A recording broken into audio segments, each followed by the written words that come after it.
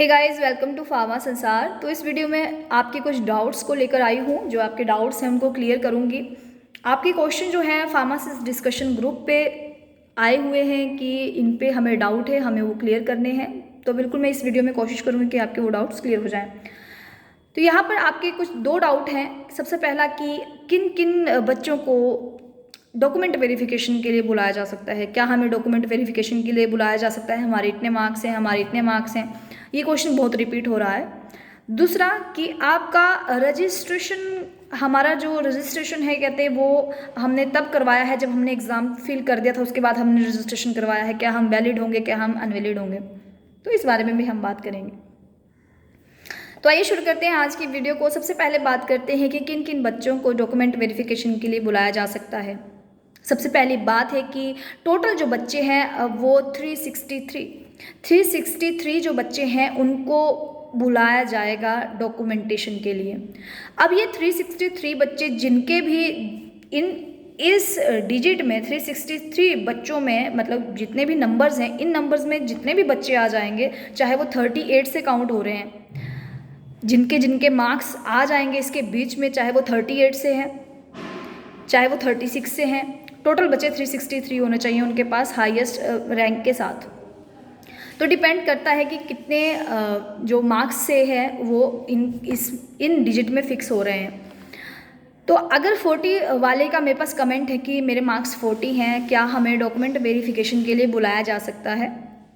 तो मैं यही कहूँगी कि डेफिनेटली जो है आपको डॉक्यूमेंट वेरिफिकेशन के लिए तो बुलाया जाएगा। लेकिन अगर आप जनरल अनरिजर्व के हो तो आपके अगर 40 मार्क्स हैं तो 40 मार्क्स है, डॉक्यूमेंट वेरिफिकेशन में जो है आपका 15 नंबर का होता है। 15 नंबर में से मैक्सिमम जो है 5 और 7 नंबर ही आप जो है कलेक्ट कर पाते हो। मैक्सिमम जो है सभी बच्चों के 5 से 7 मैक्सिमम अगर आप कर पाते हो। वैसे तो 3 नंबर बनते हैं, 2 नंबर बनते हैं किसी किसी के, जिनके पास ज़्यादा डॉक्यूमेंट नहीं होते हैं। तो 5 से 7 जो है वो मैक्सिमम है। अगर आपके 40 नंबर हैं तो 40 नंबर, और अगर हमारी जो एजम्पशन हम लगा रहे हैं कि हमारा जो कट ऑफ जाएगा जनरल अनरिजर्व का वो 50 से अबोव ही जाएगा। 52, जैसे कि पिछली बार 52 पॉइंट समथिंग गया था, तो इस बार मे बी 52 जाए, 51 जाए, 53 जाए।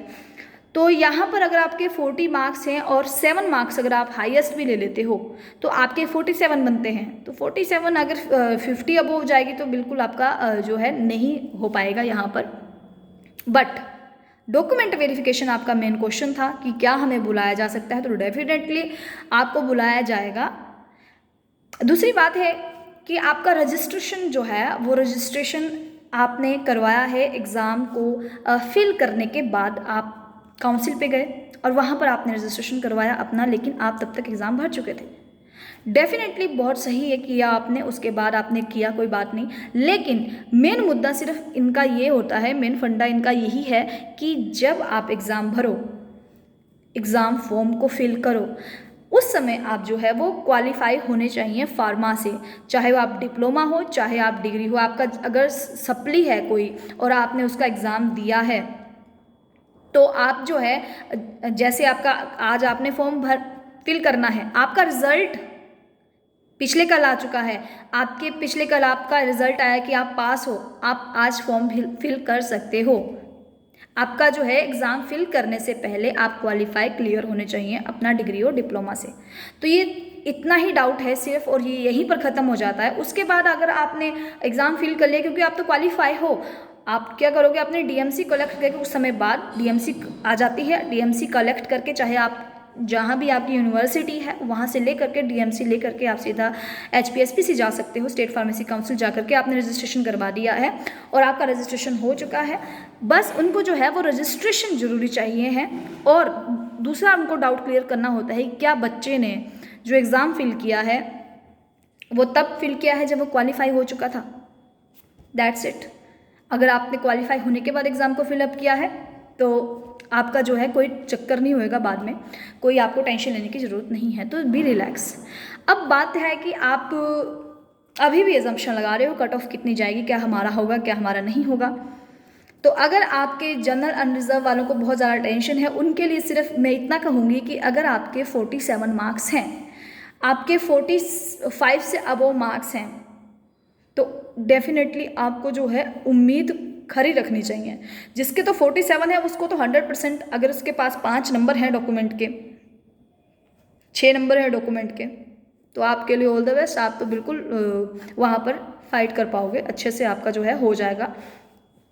लेकिन 45 वाले को भी अगर उसके पास 5 नंबर हैं डीवी के अंदर तो आपका हो सकता है। अगर 2 नंबर है डीवी के अंदर तो मैं नहीं कहूँगी कि मतलब ये भी नहीं कहूँगी कि नहीं होगा, कुछ भी हो सकता है यहाँ पर। लेकिन 50 अबोव अगर यहाँ पर जाती है, क्योंकि पिछली बार जो है हमारी जो कट ऑफ गई थी जनरल की वो गई थी 52 पॉइंट समथिंग जो है कट ऑफ गई थी। ओबीसी अनरिजर्व वालों का कमेंट है कि हमारे को बच्चे जो हैं ओबीसी अनरिजर्व के वो नहीं मिल पा रहे हैं, ओबीसी अनरिजर्व के कुछ भी नहीं कुछ मतलब नॉलेज नहीं गैदर कर पा रहे हैं कि कितने उनके बच्चों के मार्क्स होंगे।